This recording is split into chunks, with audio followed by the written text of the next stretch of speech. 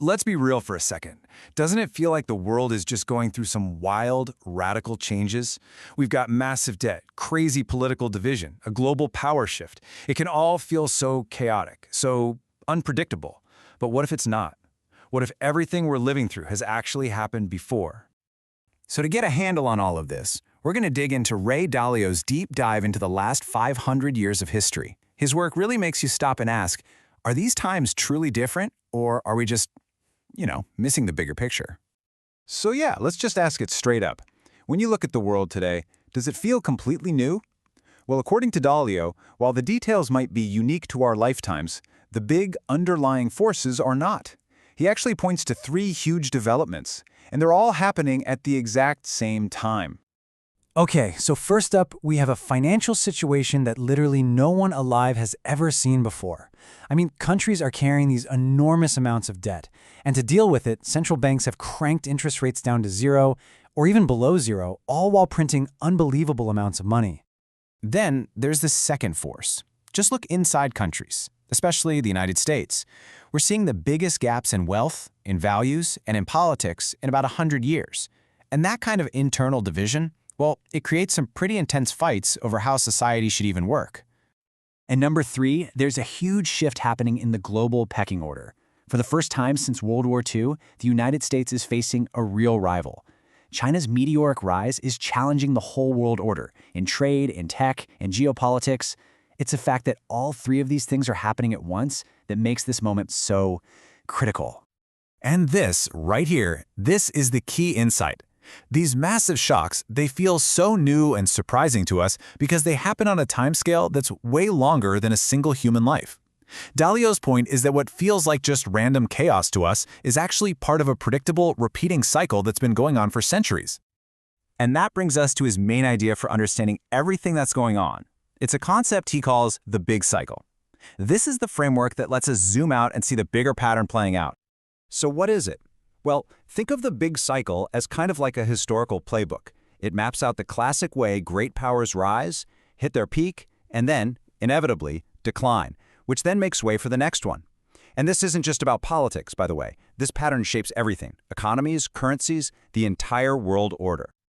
Okay, so how does the cycle actually work in practice? Well, it usually unfolds in three pretty distinct phases that trace the whole lifespan of an empire, from its birth all the way to its decline. If you were to draw it out, it would look something like this. You have a new world order getting set up, which kicks off a period of building and prosperity. That's the rise. Then that leads to a peaceful, wealthy peak, which is usually when things get a little overextended. And finally, you get a period of conflict and decline, which eventually sets the stage for the next new world order. So how can you tell where a country is in this whole arc? Well, Dalio tracks 8 key things, what he calls determinants of power. These are the fundamental strengths that really drive an empire's rise and later signal its fall. But the interesting part is, they don't all move at once. They actually follow a pretty logical sequence. This graph right here shows the beautiful logic of it all. See how it all starts with that blue line? That's education. A strong education system leads to peaks in innovation and competitiveness. And that economic power, that's the red line, is what allows a country to build a strong military and a powerful financial center. And you know what the very last thing to peak is? The reserve currency status. It's always a lagging indicator of power. The decline? Well, it happens in a pretty similar staggered order. Now, I know what you might be thinking. Okay, cool theory, but this isn't just an idea on paper. The pattern becomes absolutely undeniable when you map it across real empires from the last 500 years. Just take a look at this chart. It maps out the relative power of the world's great empires, and you can literally see the big cycle playing out. Look at the orange line for the Netherlands, a tiny country that totally dominated in the 1600s and then declined. Then, check out the black line for the United Kingdom. It followed the exact same arc, peaking around 1850 before its own decline began. Okay, now let your eyes follow the blue line for the United States. You see that powerful rise peaking right after World War II, and now it's in a relative decline. But at the exact same time, look at the red line for China. After this long period of decline that started way back in the 1800s, it is now on a dramatic, explosive upward trajectory, and it's clearly challenging the existing world order.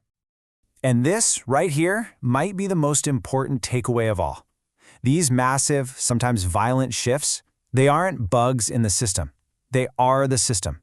Pushing things to an extreme, whether we're talking about debt or inequality or power, is exactly what creates the powerful swing back in the other direction. So all this turmoil, it's a normal part of the process. But while all these crazy cycles of rise and fall are happening, there's another, much more hopeful force at play: human evolution. If you zoom way out, like this chart does, you can see that underneath all the chaotic cycles, our collective knowledge and productivity are always pushing living standards up over the long term. But, and this is a big but, that upward climb is anything but a smooth ride. This chart of global deaths shows you the brutal reality. Our steady progress is constantly getting interrupted by the big cycle, these really painful periods of war, revolution, and crisis. So really, history is a story of long-term evolution that's punctuated by these short-term destructive cycles. Okay, so after all that history, what does this framework actually mean for us, right here, right now? How can we use this model to make sense of the world today?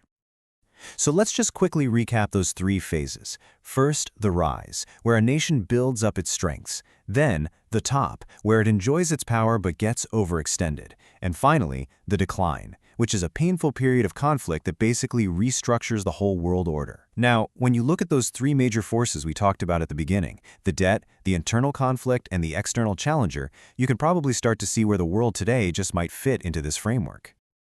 And that really brings us to the whole point of this. History isn't just a collection of old stories. It's a practical guide. If you can understand these timeless mechanics, you can shift from feeling anxious and surprised about the future to being way better prepared for what's likely coming next. Which, of course, leaves us all with a million-dollar question. As the current order keeps shifting, as one cycle ends and a new one begins, what comes next? You know, history can provide the map, but the future, well, that's a story that's still being written.